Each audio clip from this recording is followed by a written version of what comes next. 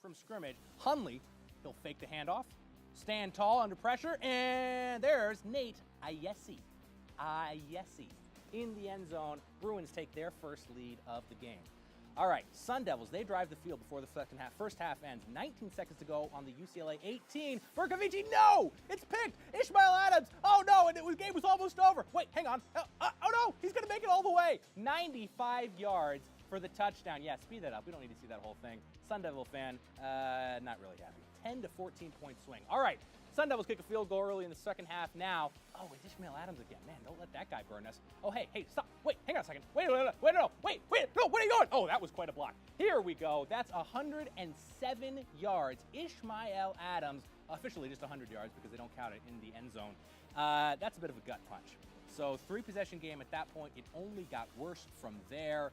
Adams actually cramped up, but too late. He would be okay, and the Sun Devils would not. 62-27 final score. Listen, 488 yards passing by the backup Berkovici, 626 yards from scrimmage, but 4 turnovers, 2 picks, 2 fumbles. Didn't turn out the way they needed it to. So Adriana Torres caught up with Mike Berkovici, and she broke down the entire game from the perspective of the young quarterback. Going into this week's game against UCLA, Coach Graham talked all about ball security. Thursday night, he said it was one of the biggest problems of the game. But it wasn't all because of newcomer Mike Berkovici, who had all eyes on him. In fact, he did pretty well for his first start.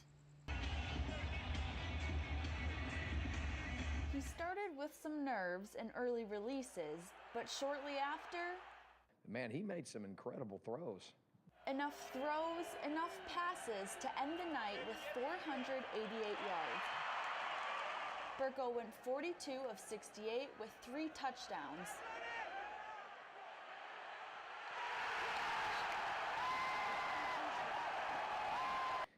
He goes in, does a great job. I thought he played courageously tonight. Very proud of him. His strong arm and athleticism are peeping through, but there are still many kinks to straighten out. When he's moving out of the pocket, there's a lot of yards that he can run. He needs to run and take those yards and move the sticks and all that. But you also can tell he hadn't played. And that showed up with the turnovers and those type of things. But I'm really proud of him. There's lots of things to learn from. And it's pretty tough to get thrown into a game like this. It's a pretty big game. Which put the pressure on Berkovici. He had 1 fumble and 2 interceptions, only one of which was truly his fault. Yeah, absolutely unacceptable on my behalf. 100% credit on me. I got to understand the situation. We have 3 points there. We got a great field goal kicker. Can't put the ball in jeopardy, and it's a learning experience and never do it again.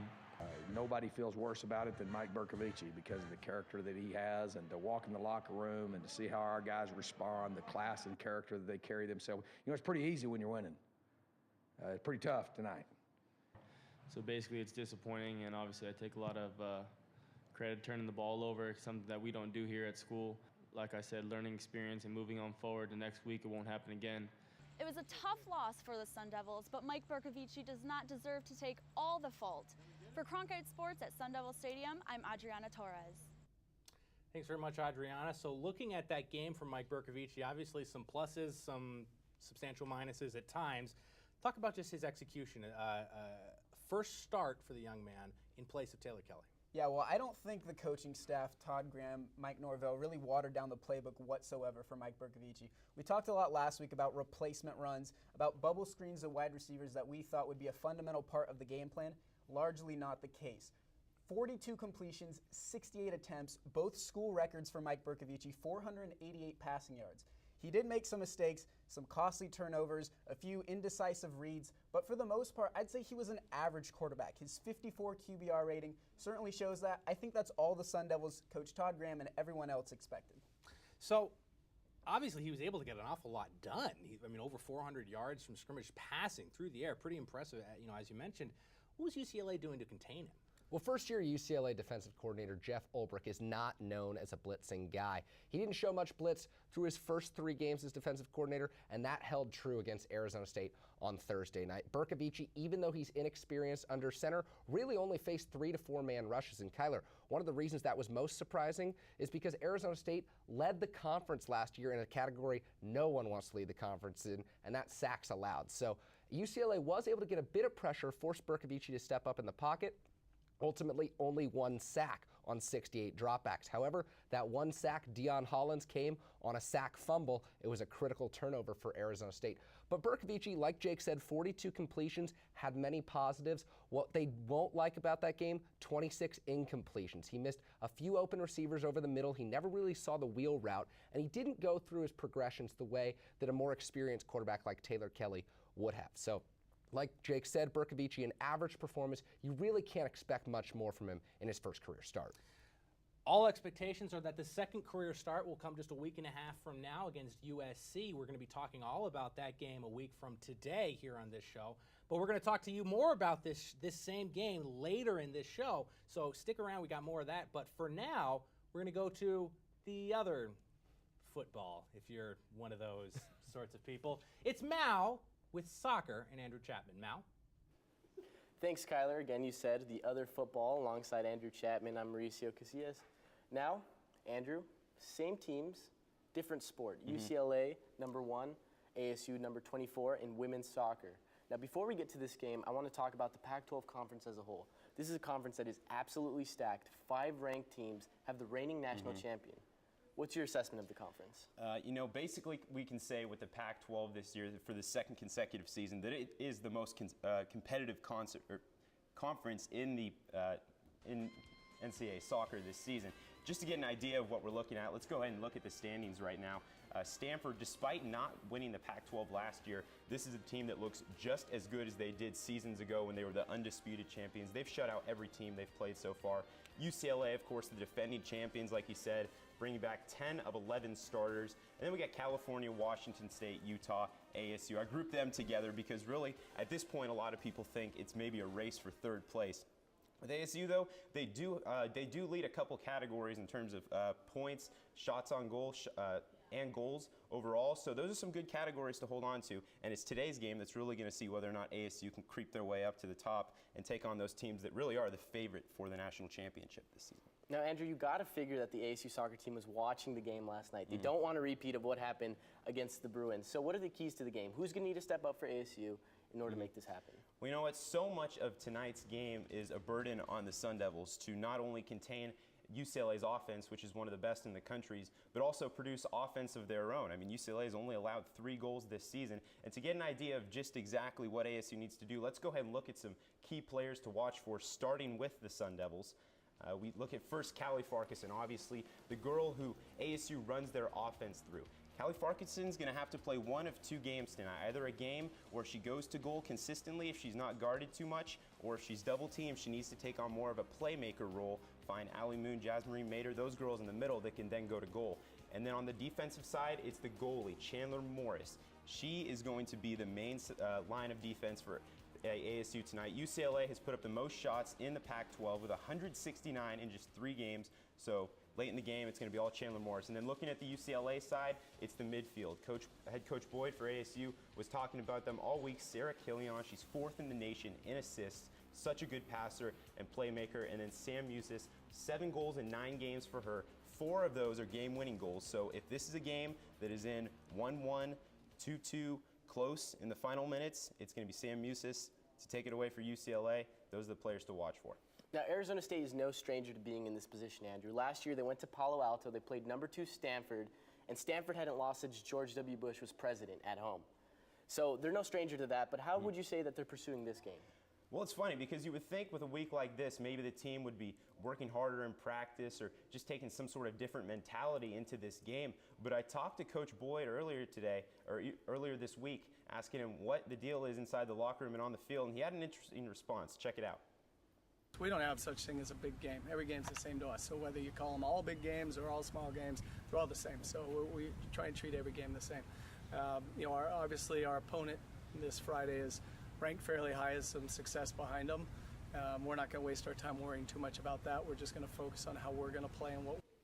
So yeah, no such thing as a big game for these Sun Devils. And really, I think that's a great mentality to have going into this one. Not only does it ease the pressure off of such a big matchup in the first game of the Pac-12, but it really just allows ASU to continue to play the same kind of soccer they have in the previous weeks of the preseason that has been so successful for them. There's a reason why they're 7-1-1, and they take that same mentality into today's game, and I really do think, despite just how good UCLA is, that we could see a close game in the end. Well, again, you can catch that close game 4 p.m. at Sun Devil Stadium. If you can't make it out there, it's going to be on the Pac-12 networks. But again, Andrew Chapman, thank you for that. And now we're going to transition from the soccer pitch over to the golf course. Our Dominic Cotroneo, our golf reporter, has a story on a Sun Devil athlete that you don't know, but you should know. Jon Rahm had to come all the way from Spain to play collegiate golf at Arizona State. Along the way, he had to make some tough decisions, and now his performance at the World Team Amateur shows his perseverance. All those sacrifices that I've made throughout my life since I was 12 years old to get what I want to are really paying off now. So when you break a record like this, it's really more like a satisfying feeling. If I feel satisfied with my fail because I know what I'm doing is right and I'm working on the right path. That record that he broke, held by Jack Nicklaus for over 50 years, he shattered by 6 shots. The first thing they told me, well played. You just broke Jack Nicklaus's record. We just sent him an email 5 minutes ago. How do you feel about it? And I don't know. I didn't know what to say. What I told him is like, he's a hero to me. I feel like I'm about to cry. Nicklaus would go on to congratulate Rahm for his total after his finish. He would also hail Arizona State as one of the top collegiate programs in the nation and also credit Rahm for keeping the game in good hands with his future. I can see it, but it's like I can see it right there in front of me, but it's like it doesn't set. It's like I still cannot believe what I did. Well, let's get to what he did. On Thursday, he got off to a hot start with 3 birdies. So I started really well. I was 3 under through 6. I was like, oh man, I just made 3 birdies, and none of them were in par 5s, which is really rare on me. So I was like, if I keep playing this way, and I keep making birdies in par 4s, and hopefully in those 2 par 5s, I can really post a really good starting round. Right after I thought that, I got really unlucky in the next 2 holes, made 2 bogeys, got back to even, so I kind of settled myself down and said, okay, after this, stop thinking on the future and think hole by hole, and I got it back to 2 under. Rahm found himself in an odd situation in his second round. After already completing 3 holes, a weather delay brought everybody into the clubhouse, where he thought and decided it was go time. And I already teed off on the par 5. And I was in the rough, and I had water short, a bunker, and then the pin 15 feet on the green. And I was thinking about it all the time, so I really thought about it, and they told me their scores, and then they weren't really playing well. So I really said, that's it. My time to step up, start making birdies, and help them get more relaxed and make birdies. And after that, I made the eagle. And then that bogey, well, it was an unfortunate bogey. Made a 3-putt, happens, but I really said, I'm not making a 3-putt ever again.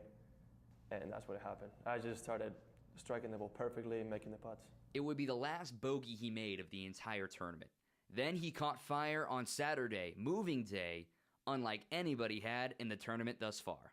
But making 6 birdies in a row, the way, making it as easy as it seemed, it was really difficult. I mean, obviously you don't think about it. After you do it, you realize how tough it is to do it, and how difficult it is to recreate. Because honestly, you just need to be in the mindset and be at the right moment at the right time. It's just, honestly, don't do anything different. It just happens.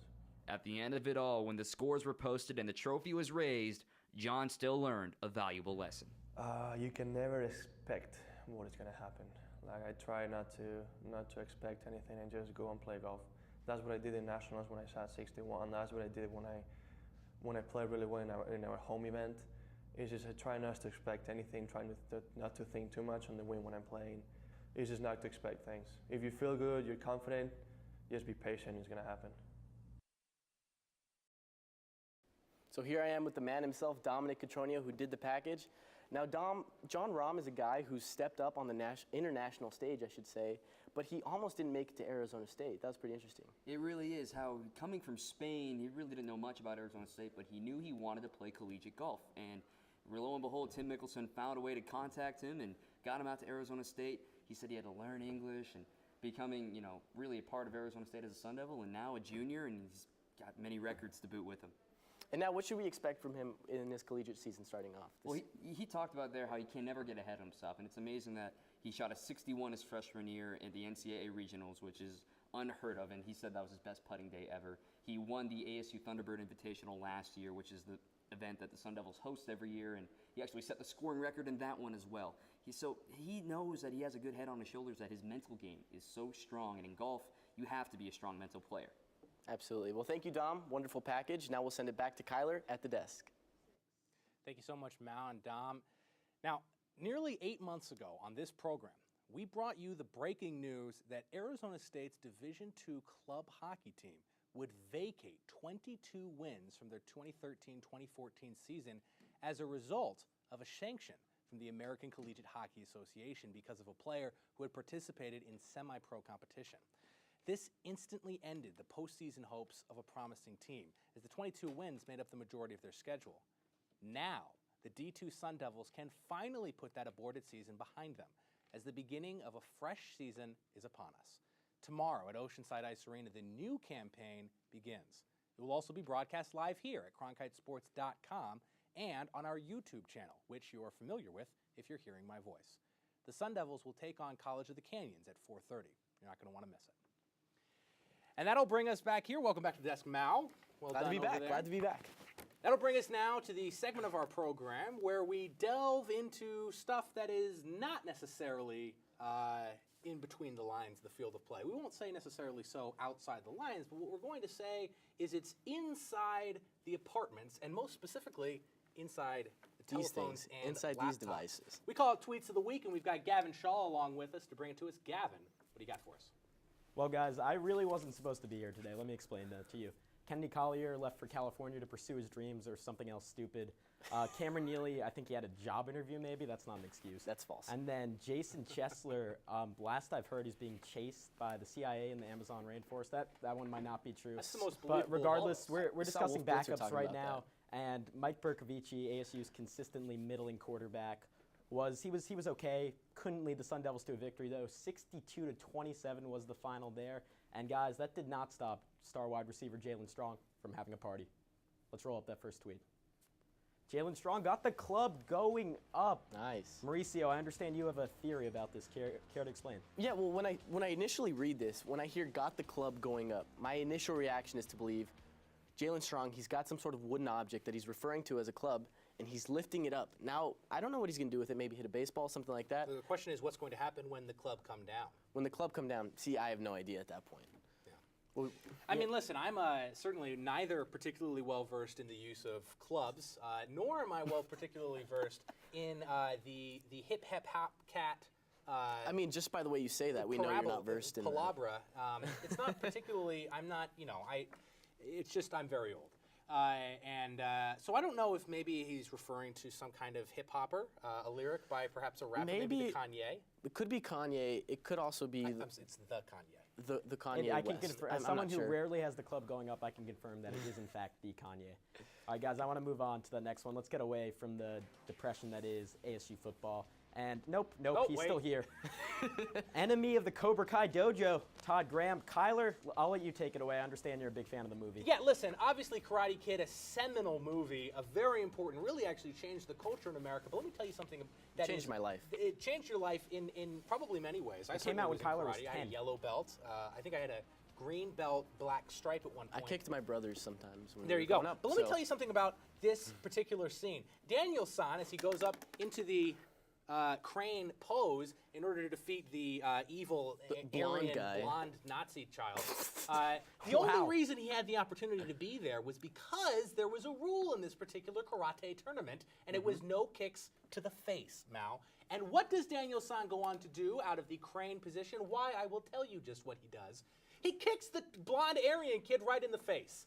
And lo and behold, he is awarded the victory. Mr. Miyagi, successful. The evil adults, absolutely shamed. It's a heartwarming story. It's incredible. The plot holes are just ridiculous. A kick to the face has never been as heartwarming. So anyway, speaking of heartwarming kicks to the face, guys, I think Todd Graham should have shown them a little video of Antonio Brown maybe, and he could have taught them how to tackle. Kick to the face gets it done. Anyways, let's move to the third tweet. Sun Devil basketball at Gravy Johnson says, need more talent and better recruits. Will be a long year. Shaquille McKissick, ASU basketball star response. Stay tuned. Guys, what are we staying tuned for?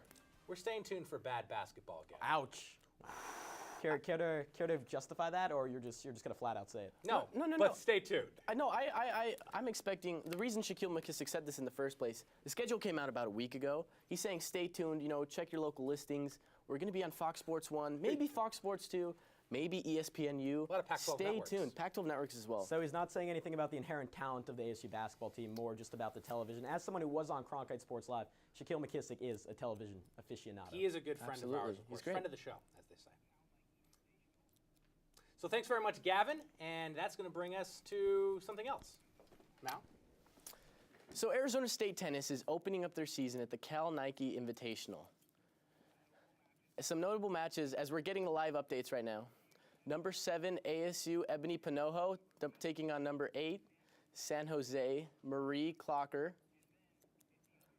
And on the other side of the bracket, number 11, Joanna Smith from ASU taking on number 12 from Santa Clara, Shelby Cook. So those are a couple of matches going on right now, but we'll keep you updated certainly as they progress. Thanks, Mal. A lot of exciting tennis going on, obviously, but a lot of exciting football going on just last night. We've talked about it already. We're going to bring them back. Let me tell you something about this game, guys, as we bring back in our experts, Kerry Crowley and Jake Garcia. Something about this last game is it was the most points ever scored against the Sun Devils in Sun Devil Stadium. This is a stadium that's been around for decades. They just gave up the most points ever. He was 62. speaking into my That's, ear for I mean, tennis literally update, a historic and I was night. Really saying just something everything he was impressive in how awful it was, perhaps. But we've got Jake Garcia, Kerry Crowley along with us now to break down what happened, what went wrong. Now let's start things off. All right, it was a historic loss, but things started differently. Things started well. 17-6 was the way it was early in the game. Jake, what happened? Well, there was a key turning point in that second quarter, and it happened right before halftime. It was a crucial mistake from Mike Bercovici, as we'll see right here on the highlights. Bercovici is going to roll back in an attempt to pass to Cam Smith. Now, Cam Smith, he's going to be undercut on the play by Ishmael Adams, and Adams is going to return the ball for a touchdown. Now, if you're Mike Bercovici, you can't make that throw. It was vastly underthrown. He has to understand the significance of the situation. ASU has a very good field goal kicker. So, but to play devil's advocate, Bercovici can't be entirely at fault for these happenings. The series, the schemes were a bit quirky in this series for the Sun Devils. A drop pass, a holding call, even a designed run for Bercovici. So all in all, a very strange occurrence. Bercovici, though, did make the critical mistake. I mean, it ended up being a 10 to 14 point swing, as you mentioned, going into halftime. But, I mean, UCLA just got it going from there. That's one play. After that, the onslaught comes from UCLA. It really started, Kyler. Heading into the locker room, Bercovici said that the entire Sun Devil team really believed in their game plan. They thought they were going to win. Well, UCLA put those hopes to rest on the first play from scrimmage in the third quarter. Brett Hundley finds Jordan Payton, 80-yard touchdown on a little hook-and-go route. They beat Queasy Brown, who was called for defensive holding, and then he gave up on the play, and Todd Graham said later he was not pleased. Anyway, after that, the Sun Devils struggling. The offense comes back, 14-play, 68-yard drive to get back on the board, so they're within 14 points. Ultimately, the ensuing kickoff, I think we all know what happens here. Ishmael Adams strikes again. Adams weaves through a number of different Sun Devil defenders. Marcus Washington, the first man to miss, he wouldn't be alone. 2, 3, let's count them, 4, 5, 6, and you guessed it, yep, 7, 8, 9 different defenders all missed Ishmael Adams. They said Rocket Ishmael, a little reminiscent of him for those football fans out there who know that. Ishmael Adams took care of business last night, and it really helped UCLA extend their lead and put the game out of reach for a Sun Devil team that passed the ball well. Yeah, I mean, a lot of the blame has gone to Bercovici, but like you've both said so far on this program, Bercovici got a lot done, a couple of critical errors, but a lot of that came from inexperience. However, he wasn't the only inexperienced player on the field. This was the first real competition for the 9 new starters on the defensive side of the ball. Kerry, you just looked at some of the missed tackles on the special teams unit.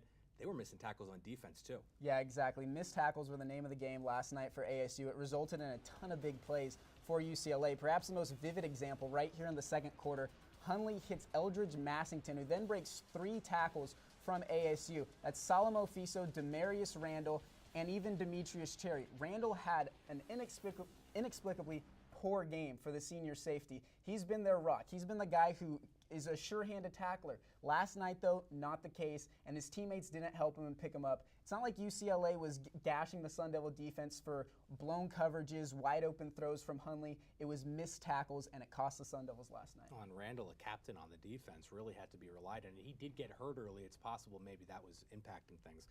But if you look at the stats for this Sun Devil team, we looked at it, over 600 yards. They substantially increased that compared to UCLA from scrimmage.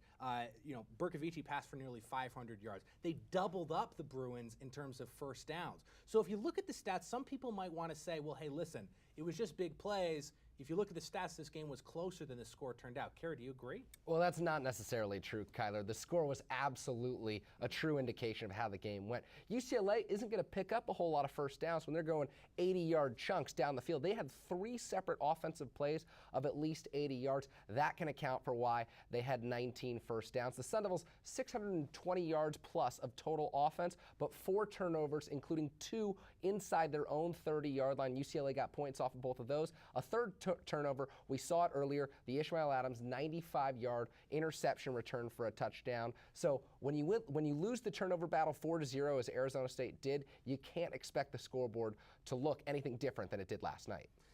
And it didn't. It looked like it did. 62 points allowed, only 27 points scored. An absolute rout for the Bruins. Really disappointing for the Sun Devils against their first serious competition.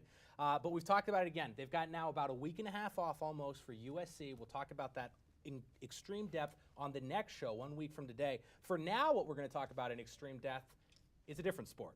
Arizona State volleyball. Thanks very much to Jake Garcia, Carrie Crowley. We're going to throw it out now to Mao, who's got Zach Pokleb after the volleyball team just lost a tough one of their own.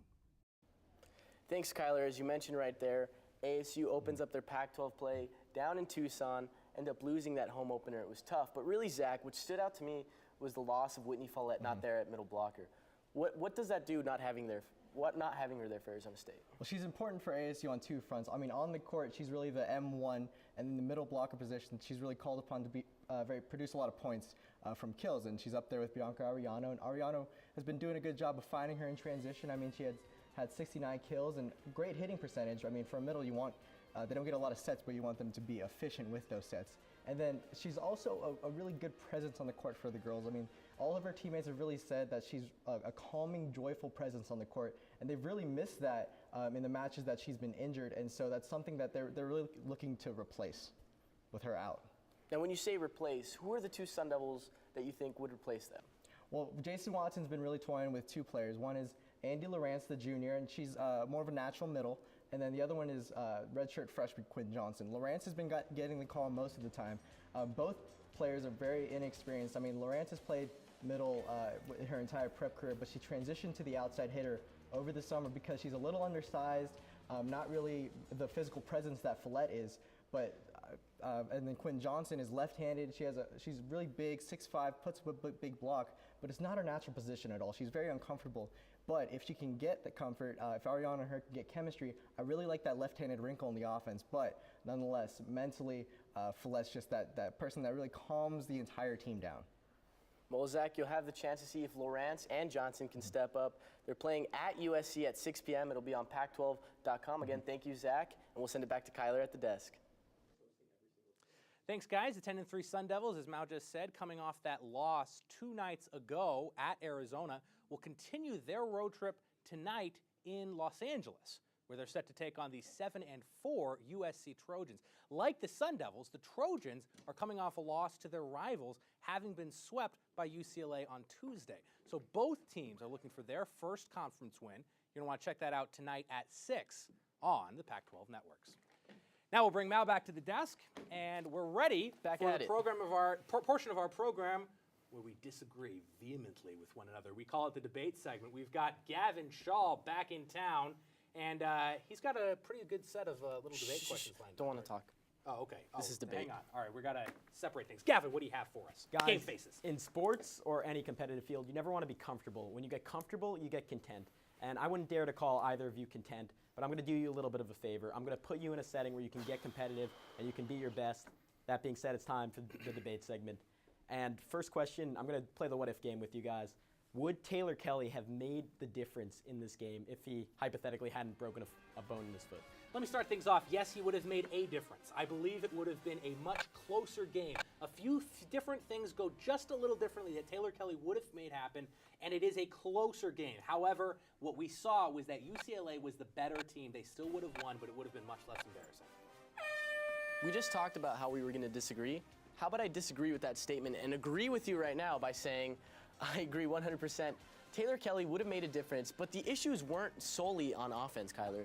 They were defense, missed tackles, special teams. That's really what undid Todd Graham and his squad. I have to agree with Mauricio here. Just watching the game, we went over it last segment, Kyler.